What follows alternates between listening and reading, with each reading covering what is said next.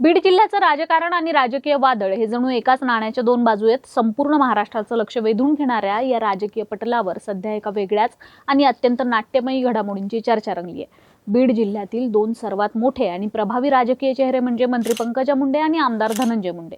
या दोघांच्याही अलीकडच्या भाषणांमधून आणि वक्तव्यातून राजकारणातून निवृत्ती किंवा एक्झिट घेण्याचे संकेत समोर आलेत.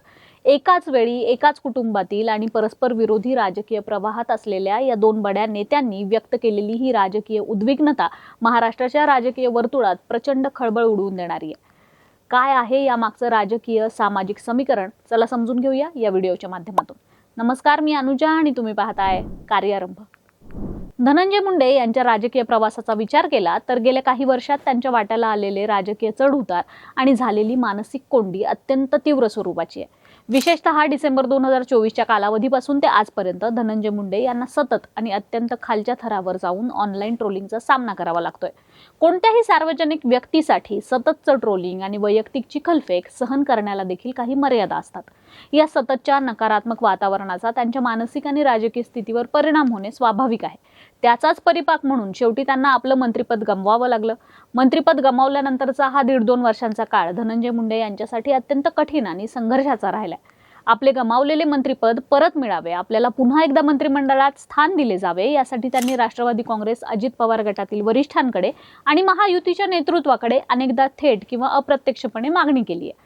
राष्ट्रवादीच्या वर्धापन दिनाच्या कार्यक्रमात बोलताना त्यांनी थेट क्रिकेटचा दाखला देत आपली खंत व्यक्त केली होती. क्रिकेटचा विश्वचषक जिंकून दिलेल्या संघात मोलाची भूमिका बजावणाऱ्या सूर्यकुमार यादवला जसं संघाने बाहेर ठेवलं तसंच आपल्यालाही पक्षानं बाजूला ठेवले, असं बोलून त्यांनी वरिष्ठ नेतृत्वाला सूचित केलं होतं. इतकंच नव्हे तर परळीतील राष्ट्रीय पशु प्रदर्शनात मुख्यमंत्री देवेंद्र फडणवीस यांच्या उपस्थितीत आमच्या इच्छा पूर्ण करणारी कामधेनू आता तुम्हीच आहात, असं विधान करत त्यांनी मंत्रिपदाची आस उघडपणे बोलून देखील दाखवली होती. मात्र धनंजय मुंडे यांची ही मागणी अजूनही पूर्ण झालेली नाहीये. त्यांना मंत्रिमंडळात पुन्हा स्थान देण्याचा विषय जेव्हा जेव्हा समोर येतो तेव्हा पक्षांतर्गत आणि स्थानिक समीकरणांमधून त्याला मोठा विरोध होतो. विशेषतः त्यांच्याच पक्षाचे माजलगावचे आमदार प्रकाश सोळंके यांनी धनंजय मुंडे यांच्या पुनरागमन आणि मंत्रिपदाच्या मागणीला उघडपणे तीव्र विरोध दर्शवलाय. पक्षांतर्गत होणारा हा थेट विरोध आणि वरिष्ठ नेतृत्वाकडून होणारा उशीर यामुळे धनंजय मुंडे कमालीचे दुखावले गेलेत. माजलगाव येथील लोकशाहीर अण्णाभाऊ साठे यांच्या जयंती कार्यक्रमात बोलताना त्यांच्या मनातील ही खंत आणि राजकीय थकवा उघडा पडला. सध्याच्या राजकीय वातावरणावर भाष्य करताना ते अत्यंत भावनिक होऊन म्हणाले की आजकाल समाजात आणि राजकारणात केवळ जातीपातीचे गलिच्छ राजकारण केले जाते. राजकारणाने इतकी खालची पातळी गाठली आहे की आमच्यासारख्या सामान्य आणि संवेदनशील माणसाला कधी कधी वाटतं की या राजकारणात आता राहावं की न राहावं. महापुरुषांचे विचार आणि समतेचं राज्य प्रस्थापित करण्याची प्रेरणा पाठीशी आहे, म्हणूनच आपण टिकून आहोत, असं ते म्हणाले.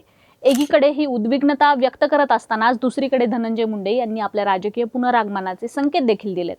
परळीतील एका कार्यक्रमात बोलताना त्यांनी स्वतःच्या शरीराच्या वजनासोबतच राजकीय वजनावर देखील भाष्य केलंय आणि ते गाजलंय.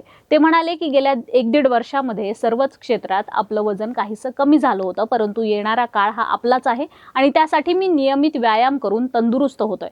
तसेच शिरसाळा येथील कार्यक्रमात बंजारा समाजाच्या निष्ठेचं कौतुक करताना त्यांनी मैदान में हारा हुआ बाद में कभी भी जीत सकता है, लेकिन जो अपनों का साथ निभाता है वो कभी हार नहीं सकता, असं म्हणत कार्यकर्त्यांना धीर दिला.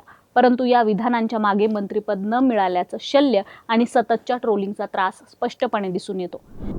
दुसऱ्या बाजूला त्यांच्या भगिनी आणि महायुती सरकारमधील मंत्री पंकजा मुंडे यांचीही अवस्था यापेक्षा फारशी वेगळी नाहीये.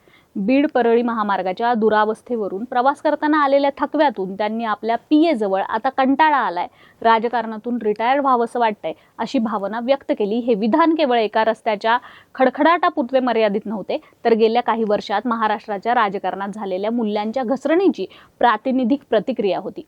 परळीतील कवी संमेलनात बोलताना देखील त्यांनी अधिक स्पष्टपणे सांगितलं, जर राजकारण माझ्या विचारांना आणि मूल्यांना समरस वाटलं नाही तर जसा समृद्धी महामार्गावर एक्झिट असतो तसा माझ्या राजकारणात देखील वेळोवेळी एक्झिट असेल.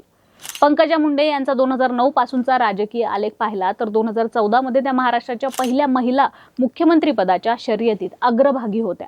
गोपीनाथ मुंडे यांच्या निधनानंतर त्यांनी बहुजन समाजाचं नेतृत्व अत्यंत समर्थपणे सांभाळलं.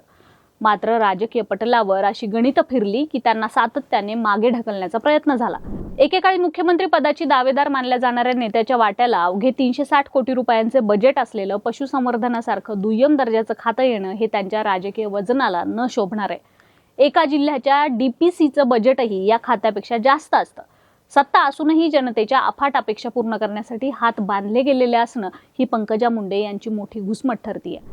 याशिवाय राजकारणात महिला नेत्यांना मिळणारी वागणूक आणि सोशल मीडियावर विकृत ट्रोलिंगचा सामना पंकजा मुंडे यांना देखील छळत आहे. कोणत्याही मुद्द्यावरून महिला नेत्यांना वैयक्तिक पातळीवर ट्रोल करणं आणि त्यांच्यावर खालच्या थराची टिप्पणी करणं हा आजच्या राजकारणाचा भाग बनलाय.